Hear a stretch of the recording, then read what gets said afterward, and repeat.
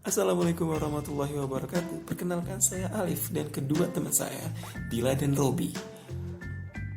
Kami dari kelompok 8 ingin menjelaskan tentang apa itu silogisme dan apa saja sih bentuknya. Oke, langsung aja ke pembahasannya. Pertama, pengertian silogisme. Silogisme berasal dari bahasa Yunani, yaitu sullogismos. Asal katanya dari sulagein, yang artinya mengumpulkan. Dalam bahasa Arab, silogisme bernama qiyas, atau lebih tepatnya qiyas jama'. Secara terminologi, silogisme adalah cara penarikan kesimpulan dari dua proposisi. Kedua proposisi itu disebut premis-premis, sedangkan kesimpulannya disebut konklusi. Silogisme itu terdiri dari dua preposisi dan satu kesimpulan. Yang pertama yaitu premis mayor, yang kedua premis minor, dan yang ketiga yaitu kesimpulan atau disebut konklusi. Di dalam silogisme juga terdapat term. Term itu terbagi tiga, yaitu term subjek, term predikat, dan term medius atau term antara. Contoh silogisme. Semua manusia yang ada akan mati sebagai premis mayor. Ali adalah manusia, premis minor. Oleh karena itu, Ali akan mati sebagai konklusi atau kesimpulan. Silogisme kategorik. Silogisme kategorik adalah silogisme yang terdiri dari tiga proposisi kategoris, yaitu dua buah premis dan sebuah konklusi. Contohnya, semua manusia tidak lepas dari kesalahan. Semua cendekiawan adalah manusia. Yang pertama, jika pangkalan umum di sini adalah proposisi pertama sebagai pernyataan universal yang ditandai dengan kuantifier semua untuk menegaskan adanya sifat yang berlaku bagi manusia secara menyeluruh. Yang kedua, jika pangkalan khususnya adalah proposisi kedua, meskipun ia juga merupakan pernyataan universal, ia berada di bawah aturan pernyataan yang pertama, sehingga dapat kita simpulkan semua cendekiawan tidak lepas dari kesalahan. Silogisme kategorik dibedakan dalam dua hal. Yang pertama, silogisme kategori tunggal, karena terdiri atas dua premis. Silogisme kategori tunggal merupakan bentuk silogisme yang terpenting yang terdiri atas tiga term, yaitu subjek, predikat, dan antara. Bagan yang dikenakan yaitu setiap makhluk hidup bernafas. Amuba adalah makhluk hidup, jadi amuba bernafas. Yang kedua, ada silogisme kategori tersusun, karena lebih dari dua premis. Macam-macam silogisme kategori tersusun, yaitu ada 4. Yang pertama ada episerina, yaitu suatu silogisme yang salah satu premisnya disambung dengan pembuktian. Yang kedua ada entimema, yaitu suatu silogisme yang salah satu premisnya dilampaui. Yang ketiga ada polisilogisme. Silogisme ini dideretkan sedemikian rupa sehingga kesimpulan silogisme yang satu menjadi premis untuk silogisme yang lain. Yang keempat ada sorites. Sorites ini semacam dengan polisilogisme yang lebih dari 3 keputusan.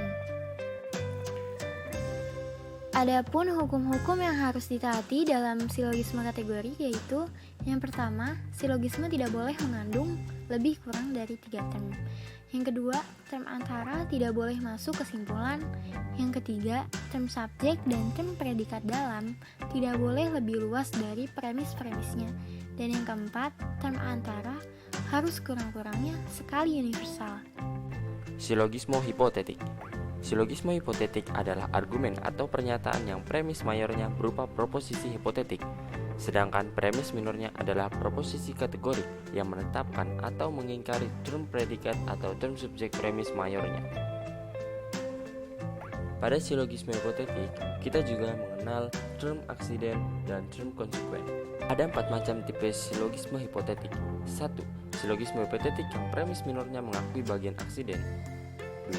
Silogisme hipotetik yang premis minornya mengakui bagian konsekuen. 3. Silogisme hipotetik yang premis minornya mengingkari aksiden. 4. Silogisme hipotetik yang premis minornya mengingkari bagian konsekuen. Hukum-hukum silogisme hipotetik. Bila aksiden kita lambangkan dengan A dan konsekuen dengan B, jadwal hukum silogisme hipotetik ialah: bila A terlaksana, maka B juga terlaksana. Bila B tidak terlaksana, maka A tidak terlaksana. Bila A tidak terlaksana, maka B tidak terlaksana, itu tidak sah atau salah. Bila B terlaksana, maka A terlaksana, itu juga tidak sah atau salah. Silogisme tak sempurna. Silogisme tak sempurna atau tak lengkap adalah pernyataan dalam tulisan-tulisan ataupun pernyataan sehari-hari yang tidak menggunakan silogisme lengkap berupa dua proposisi yang berupa mayor dan minor serta sebuah konklusi. Silogisme tidak sempurna umumnya terbagi menjadi dua jenis. 1. Silogisme yang bagian atau bagian-bagian telah dihilangkan. 2. Silogisme yang telah digabungkan dalam suatu rangkaian pemikiran tertentu. Silogisme disjungtif. Silogisme yang premis mayornya berbentuk disjungtif atau tetapi, sedangkan premis minornya keputusan kategorika yang mengakui atau mengingkari salah satu alternatif yang disebut oleh premis mayor. Contohnya, premis mayornya kamu atau saya yang pergi. Premis minornya kamu tidak pergi. Kesimpulannya, sayalah yang pergi. Seperti itu.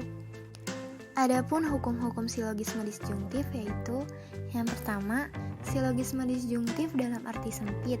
Konklusi yang dihasilkan selalu benar apabila prosedur penyampaiannya valid. Yang kedua, silogisme disjungtif dalam arti luas. Kebenaran konklusinya yaitu jika premis minor mengakui salah satu alternatif, maka konklusinya sah atau benar. Yang ketiga, jika premis minor mengingkari salah satu alternatif, konklusinya tidak sah atau salah, seperti itu. Sekian video presentasi dari kelompok kami. Mohon maaf jika ada salah-salah kata. Semoga bermanfaat dan mudah dimengerti. Wassalamualaikum warahmatullahi wabarakatuh.